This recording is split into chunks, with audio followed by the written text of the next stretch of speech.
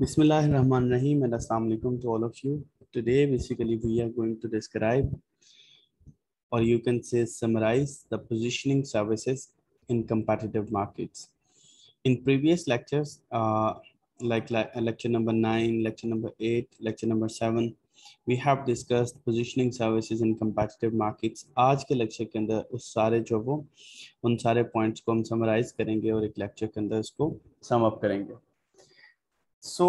हमने शुरू के अंदर जब पोजीशनिंग सर्विसेज की बात की तो सबसे पहले हमने कंपेटिटिवनेस को अंडरस्टैंड करने की कोशिश की कि कंपेटिटिवनेस क्या होती है.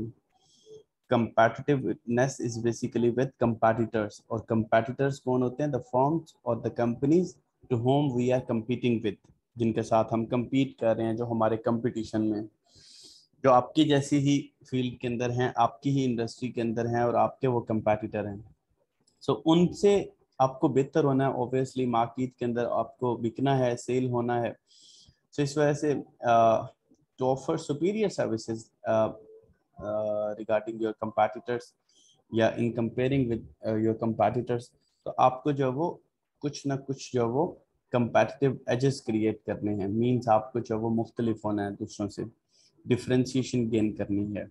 इस चीज़ के ऊपर हमने जो वो डिफरेंट स्ट्रेटजीज भी डिस्कस की थी कि आप जो वो कॉस्ट कटिंग के थ्रू जो वो डिफरेंशिएट कर सकते हैं. कुछ डिफरेंशिएशन उसके अंदर करके आप जो वो कंपेटिटिवनेस क्रिएट कर सकते हैं, या फिर आप जो वो फोकस स्ट्रेटजी के थ्रू भी स्पेशलाइजेशन जो वो गेन कर सकते हैं, या कंपेटिटिव एज जो वो या यूनिकनेस जो वो गेन कर सकते हैं. फिर उसके बाद हमने जो वो कंपनी एनालिसिस, कंपैटिटर एनालिसिस और कस्टमर एनालिसिस की बात की, और फिर हमने जो वो देखा कि कैसे जो वो आपको अगर अपनी पोजीशन अच्छी करनी है या फिर अपना इमेज बेहतर डेवलप करना है मार्केट के अंदर, तो आपको कैसे जो वो बिहेव करना पड़ेगा या किस तरह से स्ट्रेटजीज बनानी कर पड़ेंगी. तो उसके रिगार्डिंग हमने एसटीपी एनालिसिस भी किया, सेगमेंटेशन, टारगेटिंग एंड पोजीशनिंग. आज इस सारे को सम अप करके हम जो वो देखेंगे that how to develop positioning for services.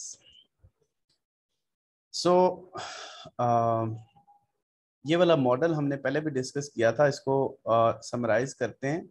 This is basically the very unique model for developing an effective positioning strategy. When we want to develop the positioning strategy, we have to consider these things just like customer analysis, competitor analysis, and company analysis. In customer analysis, we have to focus on market attractiveness. Market attractiveness means you have to make sure that market size and growth, profitability, market trends, इन चीजों का आपने means market orientation को आपने देखना है, क्योंकि market में कौन है? बेसिक आपका कस्टमर है.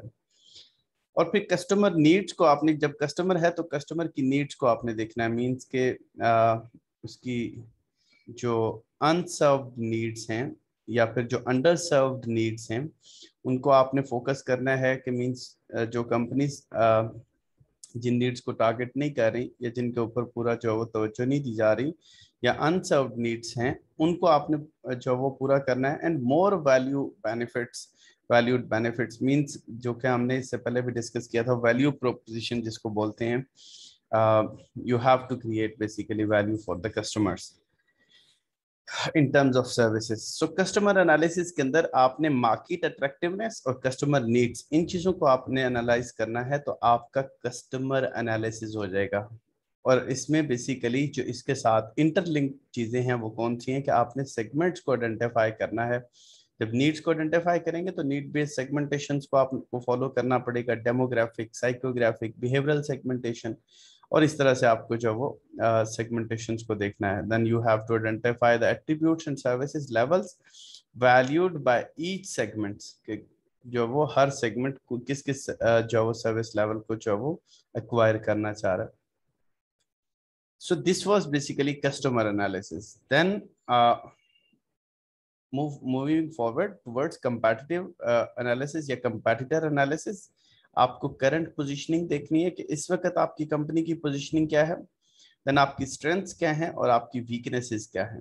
इन चीजों को आपने जो हो, और ये आपने अपनी नहीं देखनी, आपने कंपैटिटर की देखनी है कि कंपैटिटर की करंट पोजीशनिंग क्या है, स्ट्रेंथ क्या है, वीकनेस क्या है। अब यहाँ पे एक चीज मैं क्लियर कर दूं तो आपको पोजीशनिंग बड़ी क्लियर होनी चाहिए कि पोजीशनिंग बेसिकली है क्या। For example the one company is conveying, जैसे मैंने आपको टेलीकम्युनिकेशन सेक्टर की एग्जांपल दी थी, they are basically customer oriented. और उसमें जो वो जैसे यूफोन की मैंने आपको एग्जांपल दी थी एक, कि यूफोन कंपनी की अगर एडवर्टीजमेंट के अंदर अगर आप देखें तो basically they are focusing towards women empowerment या फिर कस्टमर ओरिएंटेशन, कि हम कस्टमर का बड़ा ख्याल रखते हैं। ऐसे जैज कंपनी की एडवर्टीजमेंट्स को अगर आप देखें तो वहां पे आपको नजर आएगा कि मोबिलिंक वाले भी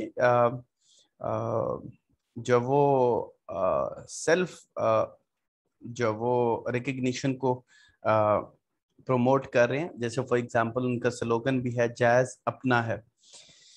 सो इन चीजों से वो क्या करते हैं, basically they want to basically create the position, they want to create the image, कि उस जैसा फिर जो वो इमेज। अब जैसे फॉर एग्जांपल मेहरान कार है, तो मेहरान कार के लिए उन्होंने जो उसकी पोजीशनिंग बनाई, वो positioning on the basis of price है।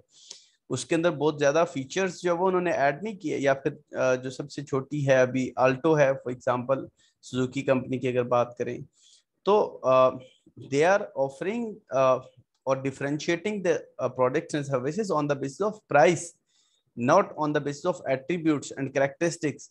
इसी तरह से ऑडी को देख लें, बीएमडब्ल्यू को देख लें, मर्सिडीज को देख लें, तो वो प्राइस के ऊपर अपनी डिफरेंशिएशन कर ही नहीं रहे। दे आर प्रमोटिंग और advertising on the basis of features, characteristics, luxury, इस चीज के ऊपर अपनी पोजीशन डेवलप कर रहे हैं। सो पोजीशन कंपनी को खुद से अपनी डिफाइन करनी है। अगर for example you are offering Mehran with no features, और आप एडवर्टाइज ये कर रहे हैं या कन्वे ये कर रहे हैं, कम्युनिकेट ये कर रहे हैं कि we are with heavy features, तो वो गलत पोजीशनिंग हो जाएगी। पोजीशनिंग शुड बी एक्यूरेट, आपकी करंट पोजीशनिंग क्या है, ठीक है। सो करंट पोजीशनिंग को आपने कंपैटिटर की एनालाइज करना है, स्ट्रेंथ्स को एनालाइज करना है, वीकनेसेस को एनालाइज करना है, और इसके साथ साथ टारगेट सेगमेंट्स को आपने देखना है। You have to determine basically customers the firm can serve best, जिनको आप बेस्ट सर्व कर सकते हैं, इन सेगमेंट्स में से आपने पिक करना है। Then you have to identify and analyse basically the possibilities for differentiation, के कौन कौन सी डिफरेंशिएशन आप क्रिएट कर सकते हैं। Then you have to decide on focus strategy, कि आपने फुल फोकस्ड होना है या मार्केट फोकस्ड होना है या सर्विस फोकस्ड होना है या फिर अनफोकस्ड रहना है, ये आपको डिसाइड करना है उन टारगेट मार्केट सेगमेंट्स में से। Then you have to select benefits to emphasis to the customers, ऐसे कस्टमर्स के लिए आपने बेनिफिट्स के ऊपर एम्फेसिस देना है जो कस्टमर को जो है वो बेनिफिट दें या उनके लिए वैल्यू टू मनी हो, ठीक है, सो मीनिंगफुल भी हो। सो ये आपने कंपैटिटर एनालिसिस के अंदर टारगेट सेगमेंट्स को देखना है कि वो किस तरह से अपने कस्टमर्स की इन सारी चीजों का ख्याल रखने, और कंपनी एनालिसिस मींस अपनी सेल्फ कंपनी का भी आपने करंट पोजीशनिंग और ब्रांड इमेज को देखना है, स्ट्रेंथ्स और वीकनेसेस को, वैल्यूज को आपने एनालाइज करना है in regard of target segments के, जिन सेगमेंट्स को आप जो वो सर्व करने जा रहे हैं वहां पे आपका कंपैटिटर कैसा सर्व कर रहा है और मैं कैसा सर्व कर रहा हूँ, मींस मेरी कंपनी कैसा सर्व कर रही है। Then you have to articulate desired position in the market. आपको फिर पोजीशनिंग जो वो आप डेवलप करेंगे तो वो जो वो अट्रैक्टिव भी होगी, मार्केट को भी अट्रैक्ट कर रही होगी, फिर वो इश्यूज को भी एड्रेस करेगी। Then positioning must be sustainable, कि आपकी जो वो कंपैटिटिव एडवांटेज को भी जो वो उसमें वाजे करे और कंपटीशन को भी हाईलाइट करे। सो इस चीज को आपने जो वो सामने रखते हुए अपनी एक पोजीशनिंग स्ट्रेटेजी डेवलप करनी है। जब ये हो जाएगा तो आपकी ऑब्वियसली एक पोजीशनिंग स्ट्रेटेजी बिल्ड हो जाएगी। आपकी 7 पीस ऑफ सर्विसेज मार्केटिंग जो वो उनको आपने देखना है। Then customer relationship management strategy आपने बनानी है कि आफ्टर डेवलपिंग पोजीशनिंग स्ट्रेटेजी आपको कस्टमर्स के साथ रिलेशनशिप कैसे बिल्ड करना है। देन सर्विस क्वालिटी और प्रोडक्टिविटी स्ट्रेटेजी को आपने देखना है। इन सारी चीज़ों का इस मॉडल के अंदर कंप्रीहेंसिव एनालिसिस किया गया है। इस मॉडल को आपने बड़ा अच्छे तरीके से क्विज पॉइंट ऑफ व्यू से भी इसको जो है वो अच्छे तरीके से आपने देख लेना है। अगर एक बात की जाए जी आपकी पोजीशनिंग सर्विसेज की, तो developing an effective positioning strategy, हमने सेगमेंटेशन, टारगेटिंग और पोजीशनिंग की बात की। ये ऑब्वियसली इंटीग्रेट करनी चाहिए with the customers, competitors and company analysis, जो कि आपको एक अच्छी पोजीशनिंग स्टेटमेंट जो है वो दे सकें। अब जब भी आप पोजीशनिंग को डेवलप करेंगे या पोजीशनिंग स्ट्रेटजी बनाएंगे, तो आपने इन 4 चीजों का लाजमी जो है वो ख्याल रखना है। एक तो आपकी टारगेट ऑडियंस, जो इस मॉडल के अंदर भी बताया गया है कि आपकी सेगमेंटेशन और टारगेट ऑडियंस अपने कंपैटिटर पॉइंट ऑफ व्यू से भी देखनी है और कंपनी पॉइंट ऑफ व्यू से भी देखनी है। इसीलिए तो सबसे पहला चीज ही कस्टमर एनालिसिस आया था। So target audience means specific groups of people that the brand wants to sell, to serve, means जिनको आप बेचना चाह रहे हैं या जिनको आप सर्व करना चाह रहे हैं, वो टारगेट ऑडियंस, वो स्पेसिफिक ग्रुप, वो सेगमेंट जिनको आप सर्व करने जा रहे हैं, या वो टारगेट पॉपुलेशन जिनको आप अपनी प्रोडक्ट बेचने जा रहे हैं, वो आपने हाईलाइट करनी है, उनका एनालिसिस करना है properly before developing positioning strategy. Then frame of reference. Frame of reference का मतलब ये होता है कि वो इंडस्ट्री, वो कैटेगरी जिसके अंदर आप जो वो बिजनेस कर रहे हैं, the category the brand is competing इन, जिस जो वो कैटेगरी के अंदर आप कंपीट कर रहे हैं। इसकी एग्जांपल भी दी गई है, जैसे फॉर एग्जांपल ये होटल इंडस्ट्री की जो वो, या फिर इसको केयर इंडस्ट्री भी आप बोल सकते हैं, केयरिंग इंडस्ट्री। तो ये पीसी होटल की जो वो एग्जांपल दी गई है, ठीक है। So this is basically frame of reference. अगर आप इन कॉन्टेक्स्ट ऑफ होटल्स बात कर रहे हैं या रेस्ट हाउसेस बात कर रहे हैं, तो फिर फ्रेम ऑफ रेफरेंस ऑब्वियसली आप जो वो उसी इंडस्ट्री का जो वो लेंगे, आप किसी और इंडस्ट्री का नहीं लेंगे। For example you are developing strategy for the hotel industry, और आप जो है वो फ्रेम ऑफ रेफरेंस ले रहे हैं क्लॉथ्स इंडस्ट्री से, तो पोजीशन गलत हो जाएगी, पोजीशनिंग जो है वो फिर ठीक डेवलप नहीं होगी। So if you want to create a good position or positioning strategy for your marketing purpose, तो आपको जो वो frame of reference भी appropriate जो वो choose करना है। means the category the brand is competing in, जिस इंडस्ट्री के अंदर, जिस कैटेगरी के अंदर वो compete कर रहे हैं, उसको frame of reference बोलते हैं। Then the third thing is point of difference. Point of difference means most compelling benefits offered by brand that stands out from the competitors, means कि ऐसा कुछ जो आपके पास है और आपके कंपेटिटर के पास नहीं है, वो आपको क्रिएट करना है। जो सिमिलैरिटी होती है उसको बोलते हैं पॉइंट ऑफ पैरिटी, लेकिन जो डिफरेंस है, जो यूनिकनेस है, चाहे वो in the sense of employees है, चाहे वो इंफ्रास्ट्रक्चर में है, चाहे वो आपकी प्रोडक्ट के फीचर में है, या कुछ भी ऐसा जो कस्टमर को वाकई डिफरेंस फील हो और कस्टमर के लिए मीनिंगफुल भी हो, उसको बोलते हैं पॉइंट ऑफ डिफरेंस। सो वो बेनिफिट्स आपने ऑफर करने हैं by the brand that stands out from the competitors, जो कंपेटिटर्स से बहुत दूर हों, कंपेटिटर्स के लिए कॉपी करना बड़ा मुश्किल हो, और कंपेटिटर्स उसको जो वो जल्दी जल्दी जो वो पिक भी ना कर सके। सो पॉइंट ऑफ डिफरेंस भी जो वो आपकी इस पोजीशनिंग स्ट्रेटजी के अंदर जो वो जरूर होना चाहिए। And the last one is reason to believe, ठीक है। Reason to believe means the proof that brand can deliver the benefits that are promised, कि आपकी उस प्रॉमिस के अंदर, या जो आप कस्टमर्स को कन्वे कर रहे हैं उसके अंदर, जो आपने कस्टमर्स के साथ एडवर्टीजमेंट के अंदर या प्रमोशन के अंदर या न्यूज़पेपर के अंदर या टेलीविजन के ऊपर जो आपने प्रॉमिस किया कस्टमर के साथ, why customer should believe you, उस चीज की आपने जस्टिफिकेशन जो है वो देनी है अपनी इस पोजीशनिंग स्ट्रेटजी के अंदर, या अपनी इस जो वो कम्युनिकेशन के अंदर जो आप कस्टमर्स के साथ कर रहे हैं। So basically to develop an effective strategy, positioning strategy for the services, obviously you have to work on STP, segmentation, targeting and positioning। इन सबको आपस में इंटीग्रेट करना चाहिए। कस्टमर, कंपेटिटर और कंपनी एनालिसिस भी आपस में अलाइंड होने चाहिए। इन 4 चीजों का आपने स्पेशली ख्याल करना है, target audience, frame of reference, point of difference and reason to believe. That why should customer believe you.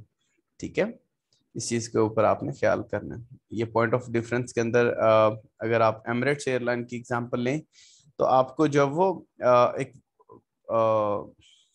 World's best in flight entertainment in every class जो वो आपको नजर आएगी इन स्पेशली एमिरेट्स के, आपको जो वो डिफरेंस जो वो बाकी कितनी सारी एयरलाइंस है, श्रीलंकर एयरलाइंस है, थाई लाइंस है, इसी तरह से पीआईए है, शाहीन है।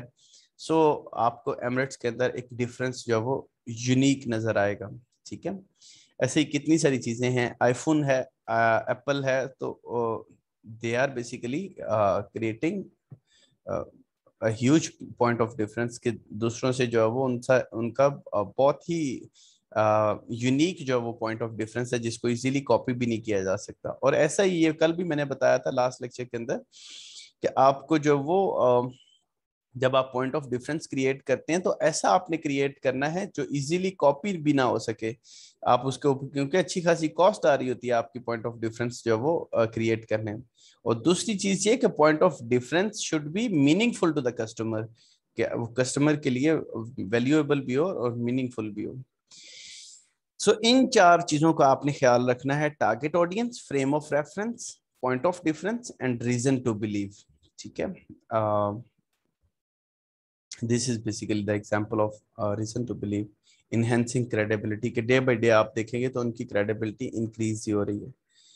So this was basically the summary of positioning services, कि आप जो वो कैसे सर्विसेज को पोजीशन कर सकते हैं और how you can make an effective positioning strategy for the services sector.